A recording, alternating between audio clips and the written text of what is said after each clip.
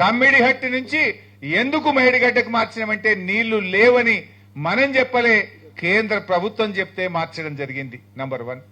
ఇంకా కొంతమంది మూర్ఖులు గ్రావిటీ ద్వారా నీళ్లు వస్తుండే, గ్రావిటీ ద్వారా వస్తుంటే ఉత్తగా లిఫ్ట్ పెట్టిండు, కరెంట్ బిల్లు పెరిగిందని మాట్లాడుతుంటారు. ఇందులో చాలా స్పష్టంగా చెప్పారు దేశపాండే గారు. నేను ఆ రోజు నీటిపారుదల శాఖ మంత్రిగా కూడా ఉన్నాను. తమ్మిడిహట్టి నుంచి ఎల్లంపల్లికి గ్రావిటీ ద్వారా నీళ్లు రావు. అందులో కూడా 42 మీటర్ల లిఫ్ట్ ఉన్నది. ఈ వాస్తవాన్ని దాచిపెట్టి పదే పదే గ్రావిటీ ద్వారా నీళ్లు వస్తుండే మీరు లిఫ్ట్ పెట్టింది అనవసరంగానే ఒక దుష్ప్రచారం చేసిండ్రు. ఆ నిజాలను కూడా ఆధారాలతో సహా దేశపాండే గారి పుస్తకంలో పెట్టారు. రిటైర్డ్ ఇంజనీర్లు వ్యతిరేకించిన విషయం మా అన్నగారు చెప్పింది, నేను దాంట్లోకి బోన్. వాళ్ళు కూడా మేడిగడ్డ కట్టాలన్నారు తప్ప మేడిగడ్డ నుంచి నేరుగా మిడ్ మానేరుకు సాధ్యం కాదు అన్నారు. దాన్ని వక్రీకరించి రేవంత్ రెడ్డి అసెంబ్లీలో మాట్లాడతాడు, నీళ్ల మంత్రి ఉత్తమ్ మాట్లాడతాడు. గోబల్స్ ప్రచారం. ఆ నిజాలను కూడా ఈ పుస్తకంలో పొందుపరిచారు. ఆ లెటర్ ను కూడా ఇందులో పెట్టడం జరిగింది. అదే విధంగా కాస్ట్ పెరిగింది అని కొంతమంది మాట్లాడతారు. మరి పని పెరిగితే కాస్ట్ పెరగదా? ఆయకట్టు పెరిగితే కాస్ట్ పెరగదా?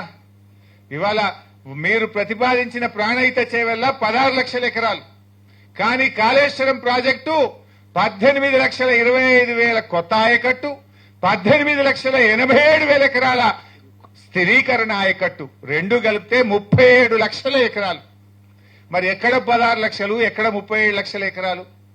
మీరు పెట్టిన రిజర్వాయర్ల సామర్థ్యం 16 టీఎంసీలు అయితే రేపటి భవిష్యత్ అవసరాలను దృష్టిలో పెట్టుకొని 141 టీఎంసీల సామర్థ్యాన్ని కేసీఆర్ గారు మరి పెంచడం జరిగింది. నీకు నిల్వ సామర్థ్యం పెరిగింది, ఆయకట్టు పెరిగింది, అదేవిధంగా భూసేకరణ.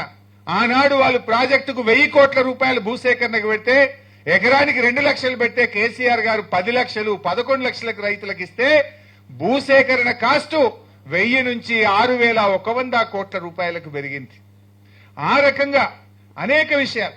ఆ రోజు ప్రాణహిత చేవెళ్లలో ఒక రోజుకు 1.8 టీఎంసీ మాత్రమే ఎత్తడానికి అవకాశం ఉండే, కానీ దాన్ని 3 టీఎంసీలకు పెంచాం. రేపు భవిష్యత్తులో రైట్ ఎస్టాబ్లిష్ చేయాలి. ఏదో ఓ రోజు గోదావరి ట్రిబ్యునల్ పడుతుంది, ట్రిబ్యునల్ పట్టే నాటికే మన ప్రాజెక్ట్ అయిపోయి ఉంటే సచ్చినట్టు ఆల్రెడీ ఖర్చు జరిగింది కదా అని నీటి కేటాయింపులు ఉంటాయి.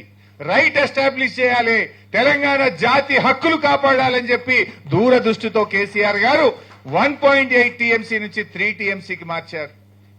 ఇవన్నీ జరిగితే కాస్ట్ పెరగదా?